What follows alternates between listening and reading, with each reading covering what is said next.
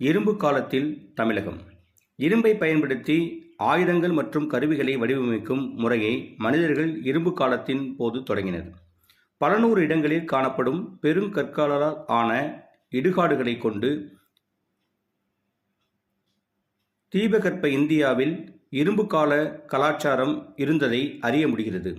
இடுகாடு நினைவு சின்னங்களில் மேற்கொள்ளப்பட்ட அகழாய்வு மற்றும் அவற்றின் வகைகளை கொண்டு வடக்கு பகுதியிலிருந்து தெற்கு பகுதிக்கு இரும்பு கால குடியேற்றங்கள் பரவியதாக தெரிகிறது.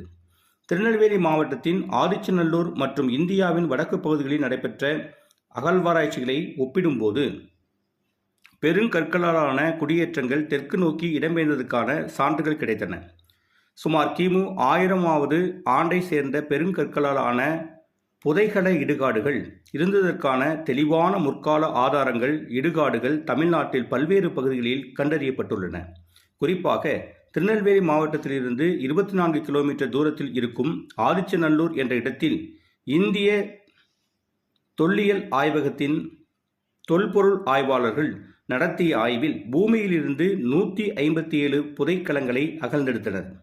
அவற்றில் 15 களங்களில் மனிதனுடைய மண்டை ஓடு, எலும்புக்கூடுகள் மற்றும் எலும்புகள், உமி, அரிசி, தானியங்கள், கருகிய அரிசி மற்றும் புதிய கற்கால கோடரி கருவி ஆகியவற்றை கொண்டிருந்தன. கண்டெடுக்கப்பட்டுள்ள புதைகலத்தில் எழுதப்பட்ட எழுத்துக்கள் 2000 ஆண்டுகளுக்கு முந்தைய புதிய கற்காலத்தில் தமிழ் பிராமி வடிவத்தை ஒத்திருப்பதாக இந்திய தொல்லியல் ஆய்வகத்தின் தொல்பொருள் ஆய்வாளர்கள் கூறுகின்றனர். தொடர்ந்து அகழாய்வு சோதனைகளை மேற்கொள்வதற்கான தொல்லியல் களமாக ஆதிச்சநல்லூர் அறிவிக்கப்பட்டுள்ளது. தற்போதைய பொதுவான காலத்திற்கு முந்தைய தமிழ்நாட்டின் அரசியல் நிலவரம் பற்றிய குறிப்புகள் கிமு 300 ஆண்டைச் சேர்ந்த அசோகரின் சாசனத்திலும் கிமு 150 ஆண்டை சார்ந்த கதிகும்பா கல்வெட்டிலும் ஓரளவு கண்டுபிடிக்கப்பட்டுள்ளது.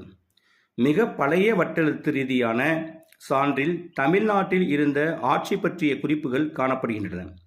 அதில் பாண்டிய நாட்டிலிருந்து களப்பிரர்களை வெளியேற்றிய பாண்டிய அரசன் கடுங்கோன் என்பவனை பற்றி கூறப்பட்டுள்ளது.